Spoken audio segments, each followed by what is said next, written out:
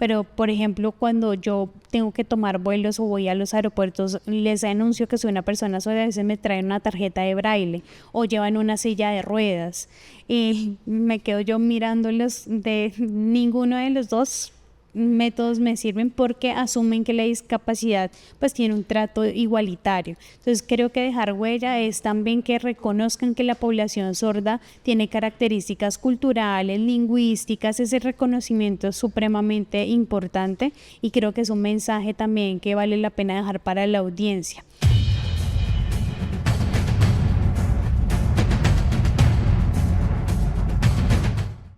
Un saludo muy especial a todos los seguidores del país que se conectan a esta nueva emisión de Protagonistas en Vivo. El día de hoy nos acompaña Giovanni Melendres, quien es lingüista de profesión de la Universidad Nacional de Colombia y magíster en educación de la Universidad Distrital de Bogotá. Actualmente también se desempeña como director del Instituto Nacional para Sordos y bueno, también nos acompaña su intérprete de lengua de señas colombiana a español, Evelyn Guzmán, quien estará mediando este espacio. Y bueno, para iniciar esta entrevista, Giovanni, cuéntenos, ¿qué es el Instituto Nacional para Sordos? Bien, bueno, primero quería agradecer y saludar por supuesto a la audiencia, a ustedes que nos acompañan en este espacio. Muchas gracias al periódico El País por esta invitación que nos extendieron. Es uno de los medios importantes para poder transmitir este tipo de información.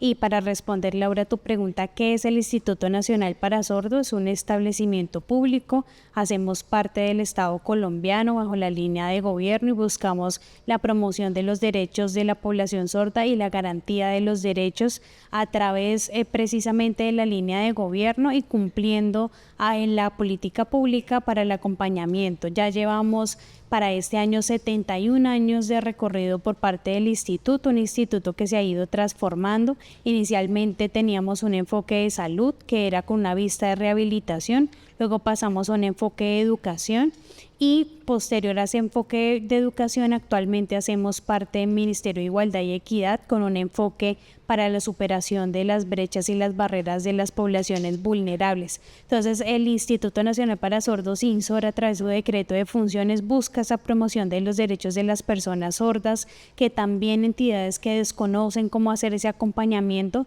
tengan la asesoría del INSOR para que trabajemos en pro de los derechos de la población sorda. Precisamente, usted es el primer director sordo de la institución. ¿Qué mensaje cree que esto envía a la comunidad?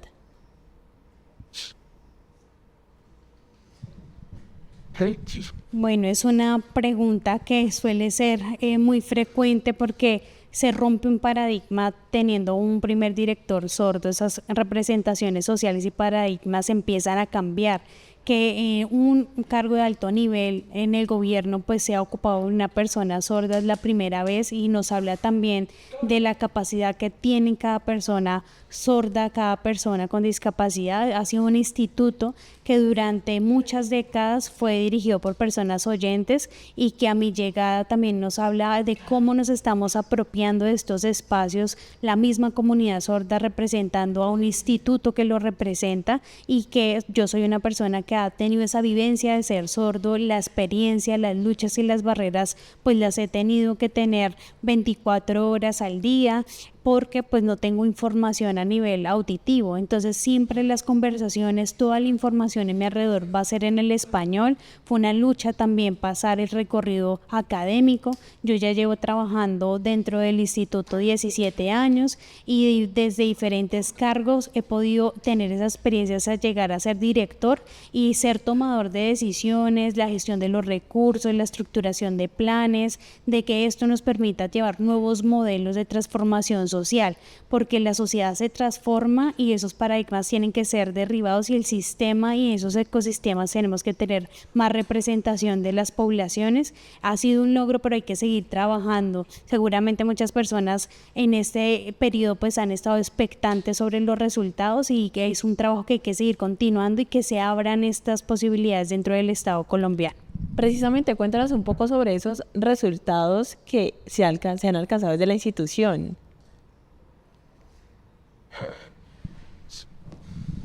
Bien, el recorrido del instituto, como les mencionaba, son 71 años donde los enfoques han venido cambiando, las formas de mirar a la persona sorda.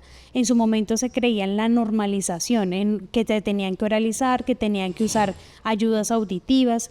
Ese modelo se ha venido transformando, luego pasamos al de educación y eso nos permitió que empezaran a ver el sujeto como un sujeto de derechos, de defensa también sobre el aspecto lingüístico que lo diferencia, y ahí pues se marca un hito importante que es la Ley 324 de 1996, que por primera vez reconoce la lengua de señas como una lengua de la población sorda. Esta ley también luego sigue reforzándose en la Ley 982 de 2005, donde se habla que la población sorda es heterogénea, es muy diversa. Hay personas sordas usuarias de la lengua de señas y personas sordas que solo usan el español a nivel oral o escrito, hay personas sordas que se comunican a través de códigos, hay personas sordas bilingües. Entonces creo que eso nos permite tener un ejemplo de cómo la accesibilidad tiene que pensarse en esa diversidad, y uno de los hitos importantes del instituto ha sido la consolidación de una oferta educativa para población sorda, que es la oferta bilingüe bicultural del decreto 1421, que a través de esa oferta, cuando inicio yo estos 4 años de administración, los primeros años fue de repensarnos la estrategia que teníamos de un programa que se llamaba Colombia Primero en Educación, que focalizaba solamente a 10 ciudades y podernos abrir al territorio. Cali fue una de las ciudades, el departamento del Valle no tenía un acompañamiento tan desde la presencialidad del instituto, así que con esta administración hemos hecho una apuesta al acompañamiento al departamento del Valle, a la continuidad con Cali y por supuesto a trabajar con las entidades públicas, además de educación, porque hay 6.000 entidades públicas en nuestro país y es importante que ellos adopten políticas, ajustes para que implementen política pública. Ahorita uno de los temas en auge que tenemos es la reforma laboral, que las empresas tienen que hacer una vinculación de la población sorda. Ahí entra el instituto como un ente asesor, acompañarlos para que sepan cómo pueden hacer esa vinculación de la población sorda. Es un trabajo transversal en diferentes sectores y hemos buscado también, a partir de uno de los ejes estratégicos que tenemos, priorizar sectores en salud, empleabilidad, educación, accesibilidad en el eje estratégico de promoción para los derechos. Y me quedo con eso. Desde el instituto, ¿qué barreras han logrado identificar para la comunidad, ya sea en materia de infraestructura? Hablábamos del empleo, también de la educación. Ahondemos un poco en ese tema. Sí, en relación a las barreras, han sido pues muchos años donde las personas sordas tienen esa experiencia continua sobre las barreras. El INSOR está haciendo una apuesta de hacer un estudio de caracterización sociolingüística de la población sorda acá en Colombia, y este estudio de caracterización busca saber cómo está la calidad de vida de la población sorda. Hemos tenido un ejercicio de acompañar al territorio, de dirigirnos directamente para llevar esta encuesta y este estudio, que no solamente sea un análisis cualitativo, sino acompañado también del ámbito de la línea cuantitativa. Entonces, de estas barreras, que era tu pregunta, la primera, pues una de las más marcadas es el acceder a la información, que es una de las barreras principales, que 24 horas ustedes saben que siempre hay circulando información a través de medios de comunicación y demás, y a veces no se cuenta con servicio de interpretación. No tenemos, por ejemplo, en los canales de televisión las 24 horas el servicio de interpretación, sino son en algunas franjas horarias. Entonces, ahorita ustedes saben que estamos en el periodo electoral y hay información que tienen los candidatos, y yo a veces enciendo el televisor y solamente los veo hablar en sus campañas, y ustedes saben que estamos próximos a un momento electoral y obviamente yo tengo el derecho al voto porque eso me permite construir país, pero sin la información es diferente, es muy distinta. Entonces, desde el instituto lo que hicimos fue hacer un llamado a la Comisión de Regulación de Comunicaciones, mencionándoles no solamente a ellos, sino también a la Registraduría del Estado Civil, al Consejo Nacional Electoral, y eso hizo que ellos produjeran una circular. La expedición de esta circular por parte de la CRC pues permitió que tuviéramos subtitulación, que los eventos contaran con servicios de interpretación, que se tuviera el recuadro dentro de los canales. Entonces, una de las barreras es la información, y creo que pues es importante que en las plataformas se piensen en la población sorda. Otra de las barreras es la comunicativa. ¿Por qué hablamos de una barrera comunicativa? es porque si, por ejemplo, el intérprete no nos hiciera el servicio de interpretación,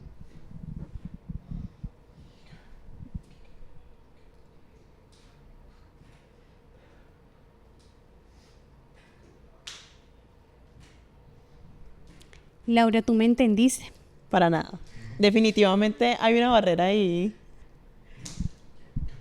Es decir, que esa barrera no es única para mí, es para todos. Esa barrera se termina compartiendo y por eso hablamos de la necesidad de romper esa barrera comunicativa. Mi recomendación es que podamos tener más espacios con servicios de interpretación, pero no pensarnos que es el mecanismo suficiente. Otra de las estrategias es que las personas empiecen a aprender lengua de señas. Saludos como buenas tardes, ¿cómo estás? Bien, mal. Es algo fundamental, algo básico que nos va a permitir conversar o buscar estrategias alternativas como lo escribo en un texto escrito para que pues nos permita también tener esa conversación y que pues eso pues va muy de la mano con una tercera barrera que es la participación. Creo que la participación es fundamental en los diferentes entornos, en salud, en educación, participación en el ámbito de empleabilidad, en cultura. A veces uno quiere estar en esos espacios, pero hay una barrera de información comunicativa, todavía los ajustes no están vinculados para que uno pueda de manera satisfactoria beneficiarse de esos entornos. Otro de los entornos es, por ejemplo, la cultura. Hay muchos eventos que uno quisiera participar y se siente aislado porque no hay la posibilidad de esa interacción con los otros. También la participación en el ámbito político, que todavía sigue viendo una deuda en relación de lo político porque no están los ajustes razonables. Por ejemplo, cuando yo tengo que asistir al Congreso de la República en Bogotá, me siento a veces como un extranjero en mi propia ciudad y yo se los mencionaba también a los congresistas, es sentirse ajeno a porque todavía no están esos ajustes y creo que es un cambio que hay que empezar a marcar y esas barreras se tienen que pues empezar a eliminar para todos los entornos. Se ha hablado mucho que desde la escuela principalmente los estudiantes, los alumnos deberían aprender lenguaje de señas. ¿Se han adelantado algunos proyectos para que esto se lleve a cabo? Esa pregunta es clave, es supremamente importante porque abordamos uno de los sectores más importantes que es la educación. Creo que hay una responsabilidad gigantesca cuando hablamos del ámbito educativo porque es pues el derecho fundamental que tienen las personas porque a través de la educación es que se derriban también las barreras y eso nos va a permitir escenarios mucho más participativos. No solamente con educación en primaria y secundaria, sino arrancar desde la primera infancia, pensarnos en los niños sordos más pequeños, a qué ofertas están llegando, cuáles son las rutas existentes para que sepan dónde llevar a los niños más pequeños, porque hay niños, y te voy a contar una de las realidades en el territorio. He tenido la posibilidad de conocer niños ya que han superado la infancia, que están en la etapa de la adolescencia y no se comunican ni en lengua de señas ni en el español. Entonces imagínense cómo es el mundo para ellos cuando uno se les acerca y les pregunta cuál es tu seña, cuál es tu nombre y no pueden responder porque simplemente no tienen una lengua. Entonces es una vulneración a sus derechos y eso se le conoce como privación lingüística. Esa privación donde el entorno no le está dando la posibilidad del desarrollo de su lenguaje y eso pues hace que con las edades pues ya no exista esa neuroplasticidad y por eso hablamos también de que primero hay que empezar a vernos desde la primera infancia, de que los niños puedan adquirir una lengua y ya luego pasen al sector educativo y sigan sus trayectorias completas. Por eso hablamos de que la oferta tiene que ser bilingüe y bicultural. Yo, Giovanni Melendres, soy también fruto de la educación bilingüe y cultural porque tuve docentes que hacían uso de la lengua de señas. Mi familia, mi mamá aprendió lengua de señas por mí. Entonces tuve un ámbito que pues me permitió tener un segundo hogar que era el colegio y que propiciaba esa lengua de señas. Y pues por eso hablamos de escenarios bilingües y biculturales porque pues hay unos innegociables donde las dos lenguas, tanto el español como la lengua de señas, tienen que estar presentes en el proceso de formación de los menores. Y en relación a esto, por eso hoy estamos también haciendo presencia acá en Cali, porque estamos desarrollando el Encuentro del Pacífico con actores educativos en el programa de cualificación que tenemos, donde estamos trabajando con docentes bilingües, docentes de apoyo, modelos lingüísticos. Esto ha sido en articulación con la alcaldía, por supuesto con la gobernación, la Secretaría de Educación Departamental y la Secretaría de Educación de la ciudad de Cali, y eso pues nos permite hablar de esas buenas prácticas en los escenarios educativos. Han sido pues 30 años de una evolución de la educación bilingüe y esto pues es fundamental. Y claramente pues en este espacio donde están los niños sordos y se piensa en su proceso de formación, pues también hay que pensarnos en los niños oyentes que están compartiendo un escenario, de que ellos tengan la posibilidad de interactuar también a través de la lengua de señas y que se reúnan esos dos mundos.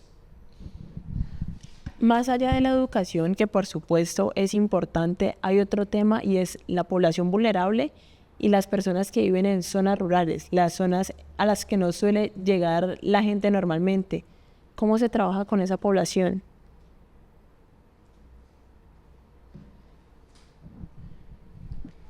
En relación a la ruralidad, precisamente hoy teníamos una reunión con la Secretaría de Educación de Cali y la Secretaría de Educación Departamental del Valle, y claramente son realidades y territorios totalmente distintos. Cali es una ciudad y eso hace que la concentración o la cantidad de estudiantes pues puedan ser rápidamente ubicados en instituciones educativas para que compartan con sus pares.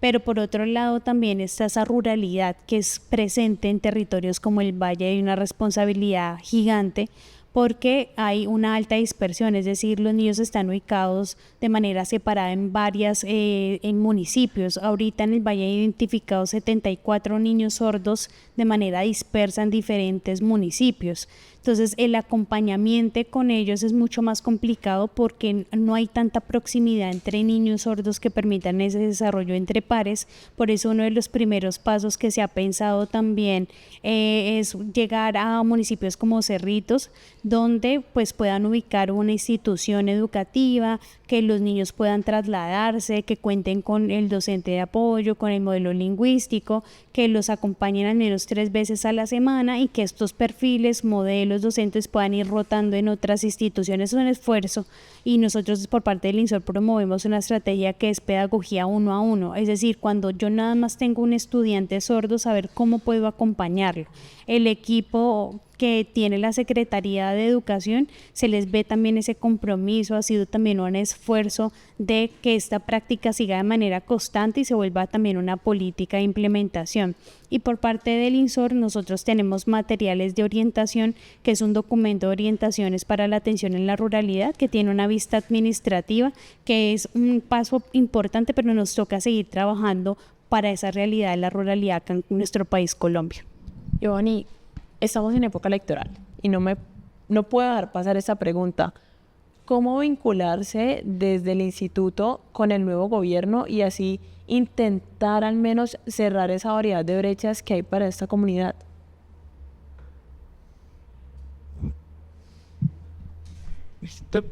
Ese tema es bastante complejo, primero porque hay que partir desde que la política pública sí o sí tiene que ser de manera permanente. Obviamente quien asuma la presidencia pues tiene que también tener esa disposición y voluntad, no solamente desde las políticas, sino el acompañamiento técnico, la disposición también a través de planeación, de que sean temas que no se dejen en la última cola de prioridades, sino que realmente haga parte sobre esas prioridades para la población en la toma de decisiones, porque muchas veces la población sorda, población con discapacidad, siempre queda en la lista de últimas, y lo que hemos visto es que a veces la vinculación de los actores, por ejemplo en la oferta educativa, llega en septiembre, ya cuando ya los estudiantes en los 12 meses o en el calendario académico, imagínense la cantidad de meses que han perdido sin el acompañamiento que yo les decía para el desarrollo de la lengua de señas, estudiantes que se quedan solos en el aula sin esos acompañamientos y que llegan hasta agosto, septiembre, ya cuando están a puntas de finalizar a 3 meses el año escolar. Por eso también el llamado es que para este nuevo gobierno podamos tener esa voluntad, que sigamos la línea de lo que se han planteado ya las políticas públicas actuales y que se refuerce a través de recursos para la promoción y garantía de los derechos. Usted al inicio nos comentaba que ya cumple casi 2 décadas en el instituto, 17 años para ser más claros. ¿Cuál es la huella que usted planea dejar al término de su gestión?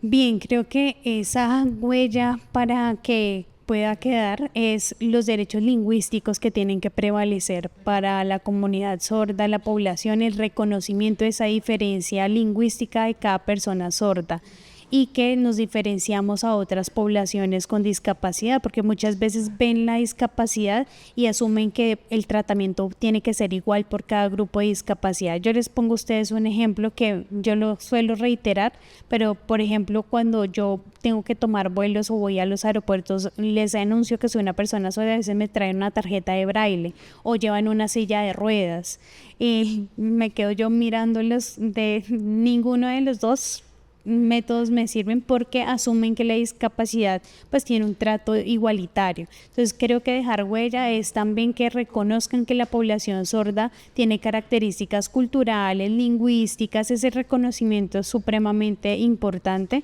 y creo que es un mensaje también que vale la pena dejar para la audiencia. Asimismo, que no pensemos en casi que hablar por la persona sorda, y porque muchas de estas personas sordas se sienten usadas, es como si fuesen un conejillo de indias para atraerlos en determinados espacios y eso pues no está bien. Por ejemplo, mi experiencia siendo persona sorda y ocupando este cargo como director es porque ha sido por mérito, también por la responsabilidad y la representación con la comunidad y ojalá los siguientes directores sean personas sordas para que hagan esa gestión tan valiosa de esas políticas.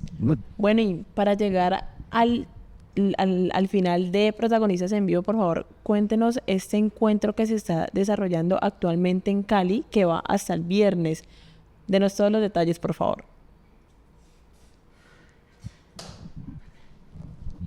Bueno, primero quiero pues agradecer y extender un agradecimiento al equipo técnico del Instituto Nacional para Sordos. Son profesionales que han tenido toda la disposición, el apasionamiento también por esta temática, que hacen parte de la Subdirección de Gestión Educativa que lidera la doctora Luzmari López y el equipo interno de referentes para la pertinencia educativa, REPE, que son las siglas de este equipo interno, un grupo que se destaca por sus profesionales. Su coordinadora es Lili Portilla y hay diferentes profesionales que se han desplazado a la ciudad de Cali, así que a las personas que nos están viendo y si nos ven también el equipo de profesionales, felicitarlos.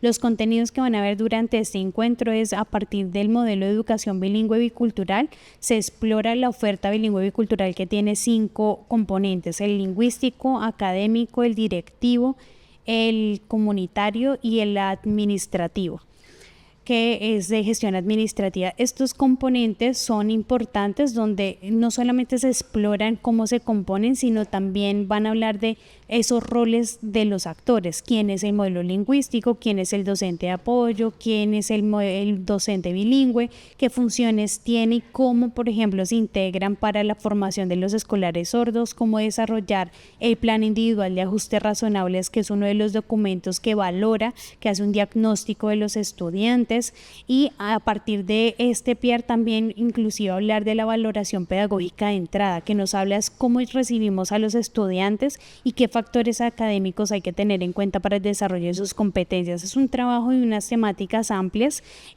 Reunimos a la región del Pacífico, nos acompañaban de Popayán, de Chocó, de Cali, del Valle. La idea es que quienes ya finalicen este programa se devuelvan a sus regiones y puedan replicar la información. Bueno, ahí quedó la invitación, así que bueno, así vamos llegando, o más bien así llegamos al término de Protagonistas en Vivo. Por supuesto, agradezco la presencia del director del Instituto Nacional para Sordos, Giovanni Melendres, y también a su intérprete Evelyn Guzmán. Muchas gracias a ustedes también por acompañarnos.